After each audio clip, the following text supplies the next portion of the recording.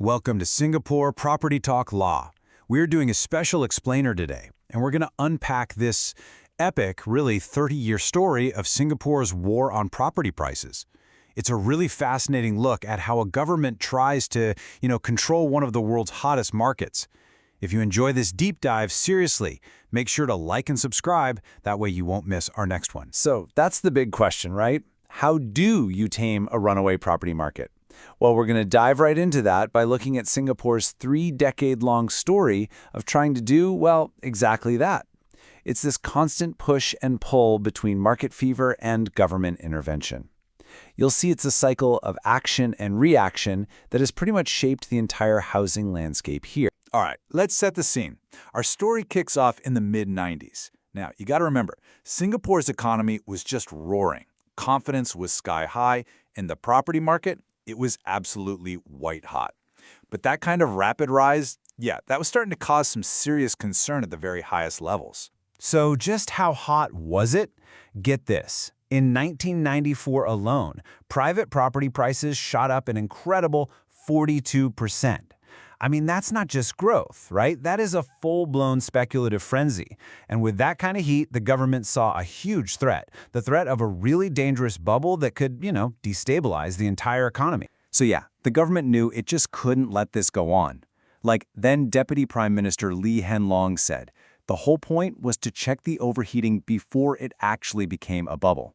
And so, in May 1996, they acted, and they acted decisively. They basically brought down the hammer. And it was this coordinated, multi-pronged attack. First, they went after the speculators, right? They did that by taxing short-term gains and bringing in a new seller stamp duty. Then, they moved to curb credit by setting a hard 80% loan limit. And finally, they targeted that external demand by restricting loans to foreigners. The signal they were sending was crystal clear. The party is over. And wow, the impact was immediate. You had the government's measures, and then on top of that, the massive shock of the 1997 Asian financial crisis. The combination sent prices plunging, down 45% in just 2 years.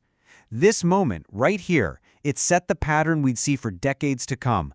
The government acts, and the market reacts. Big time. Okay, so moving into the new millennium, this period brought a whole series of global storms.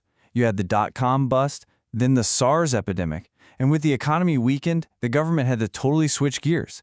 They actually started rolling back some of those earlier measures just to try and prop up the struggling market. But then came a massive catalyst. In 2005, the government announces they're building 2 integrated resorts, complete with casinos. And that single decision, it just reignited market optimism. It attracted a flood of new foreign investment, and boom, it kicked off the next great property boom. And you can see the story right here in the numbers, this rapid acceleration. I mean, you have 2 years of strong 10% growth, and then the market just explodes in 2007, jumping 31% in a single year. The frenzy was back.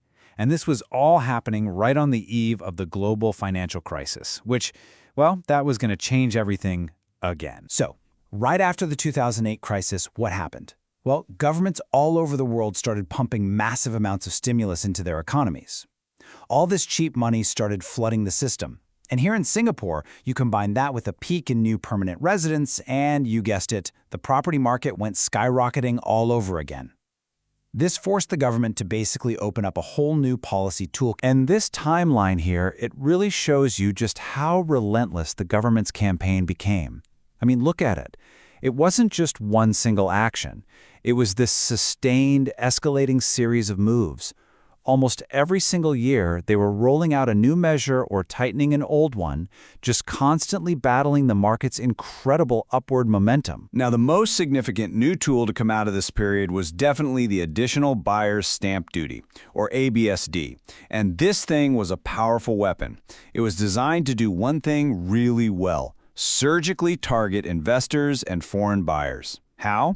By making every additional property they bought progressively more and more expensive. But here's the crazy part. Even with 7 rounds of cooling measures, even with this powerful new ABSD, the market just would not quit. It was still incredibly buoyant. So in 2013, the government decided it was time. It was time to unleash its most significant, and you could say most impactful measure yet. And that was this. In June 2013, they unveiled the Total Debt Servicing Ratio, or TDSR, and I'm telling you, this was the true game changer. So why was it so different? Well, because unlike all the other measures that just made buying more expensive, TDSR was different. It restricted the fundamental ability of a person to get a loan in the first place, because it looked at all of their debt, not just the mortgage. And the effect? It was immediate. Bam! New home sales were cut in half, just like that. And for the first time in this long battle, the market finally entered a sustained cooldown. We saw prices fall steadily for almost 4 years. TDSR, it had finally hit the mark. All right, so that brings us pretty much up to the modern era. The cycle starts to crank up again with another round of ABSD hikes in 2018. But then, the whole world gets turned upside down by something no financial model could have ever predicted: the COVID-19 pandemic. Now, you'd think a global pandemic would just freeze the market, right? But here, the complete opposite happened. It was this total paradox. Suddenly, you have this property frenzy. Think about it. Everyone's working from home, so they need more space. Interest rates are at rock bottom, so borrowing is super cheap. And to top it all off, new construction grinds to a halt, which pushes a flood of buyers straight into the resale market. It was a perfect storm. So the government's response? It just got more and more aggressive, with a real laser focus on foreign investment. Just look at how the ABSD rate for foreigners escalated. It goes from 10% to 20% to 30%, and then in 2023, it doubles to a jaw-dropping 60%. 60. This wasn't just tapping the brakes anymore. This was putting up a giant stop sign, a clear signal to foreign capital to just stay away. So after all that, after 3 decades of back and forth, what's the big picture? Let's step back and look at the final balance sheet of this long war on property prices. And more importantly, why does any of this matter to the average person in Singapore today? Well, the final tally is pretty stark. Despite all those cooling measures we just talked about, the price index has still grown nearly 8 times since the 1980s. And the result of that? Today, it takes almost 17 years. 17 years of the median household income just to buy a private home. That's what cements Singapore's status as one of the most expensive property markets, not just in the region, but in the world. Which really leaves us with this one final provocative thought. After 30 years, and after more than a dozen major interventions, has this long war actually achieved any lasting stability? Or is it possible that this constant cycle of push and pull, of heating up and cooling down, is that just the new normal for Singapore's property market?